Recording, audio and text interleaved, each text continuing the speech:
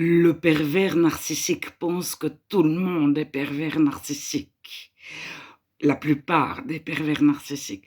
Et ils pensent que les autres sont cachés sous une couche de bonne éducation. C'est-à-dire que chacun est profondément mauvais, mais que nous avons acquis de l'ascétisme. Nous maîtrisons le mal qui est en nous pour être une bonne personne. Et les pervers narcissiques s'attaquent aux juges, aux psys lorsqu'ils sont arrêtés. Et un psy qui rencontre 10 pervers narcissiques de suite, et les 10 lui disent « toi aussi », enfin, il le pense très fort, « toi aussi, tu es un pervers narcissique, mais tu le caches, tu ne le sais pas encore, c'est caché au fond de toi, enfoui, parce que tu as reçu une éducation pour le maîtriser ». Eh bien, au 10e pervers narcissique, le psy et le juge commencent d'avoir des doutes. Et c'est pervers, c'est-à-dire que nous le savons, nous chrétiens, si nous faisons tout juste et bien, on prend une framboise qui dépassait dans un jardin, on en est malade parce que nous sommes accusés par l'accusateur des frères, le diable. Alors qu'est-ce qui se cache derrière le mot diable? Je ne sais pas exactement, c'est pas ce qu'on se représente. Mais le chrétien dit, nous sommes tous des pécheurs. Nous sommes tous potentiellement capables de voler, de détruire, de mentir, etc. De faire du mal. Mais nous sommes des pécheurs pardonnés, blanchis. Notre cœur est devenu blanc, plus blanc que neige par l'hysope, par la croix. Alors David dit à Dieu dans un psaume, purifie-moi avec l'hysope et je serai pur. Donc il n'est pas juste par lui-même, il est purifié par Dieu. L'hysope, c'est une plante, mais c'est symbolique. Purifie mon cœur, Dieu.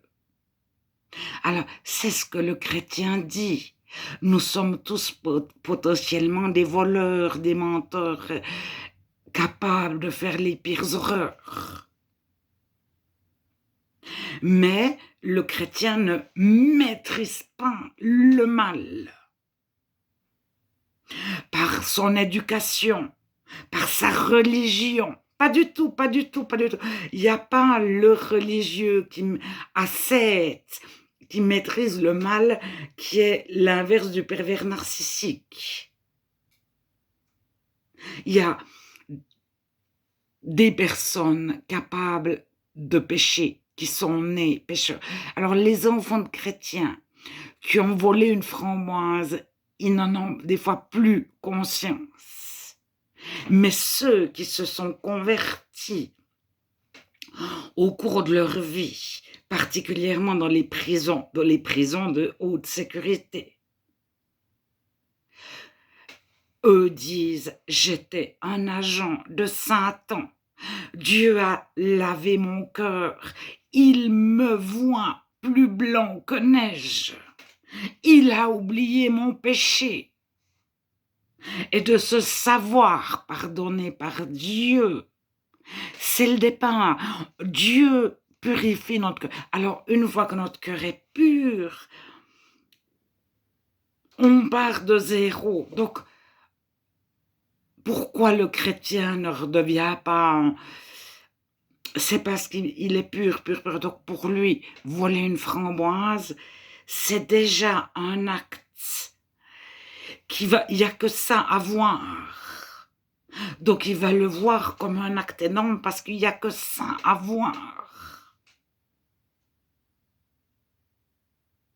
Alors, le pervers narcissique, il est convaincus que chacun est pervers narcissique, que chacun a le même mal, le même potentiel à faire mal et à jouir du mal qu'il fait, à être heureux en faisant mal à l'autre. C'est le sadisme. Et le pervers narcissique, quand il cherche à détruire les gens, c'est pas qu'il cherche à les détruire. Il va dire, tu vois, si je te fais suffisamment mal là, si je trouve la faille chez toi, je vais te prouver que tu es autant vicieux que moi, autant tordu, autant horrible, autant... Il n'y a pas de mots. Alors, le chrétien, au moment où il se s'est pardonné de tout, il est redevenu pur. Mais il sait que chaque être humain est intrinsèquement un pécheur. Mais il ne devient pas pur par sa pratique religieuse. C'est pas de l'ascétisme, c'est pas des rituels, c'est pas des rites, c'est pas des habitudes, c'est pas des traditions. C'est la main toute puissante de Dieu qui purifie le chrétien de l'intérieur. Et le chrétien n'a rien à faire. C'est pas par ses efforts.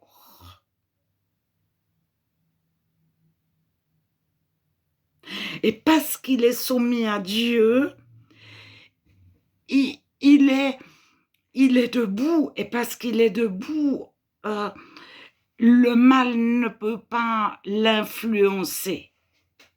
Ou un tout petit peu.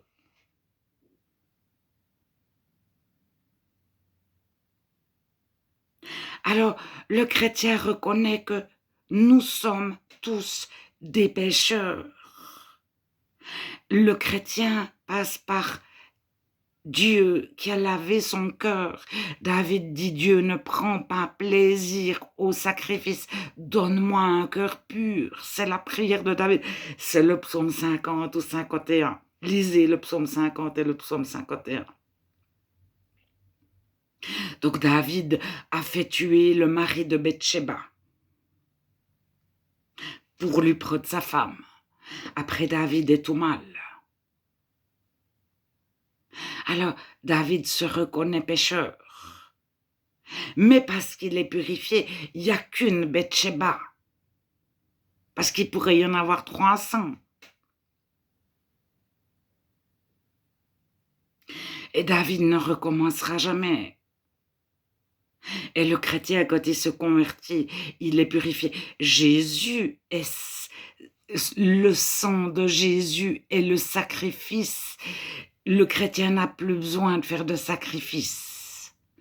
Les autres dieux demandent des sacrifices. Je te donne une maison, mais je te donne le pouvoir, mais Dieu nous dit, je te bénis, je me sacrifie moi pour te rendre pur.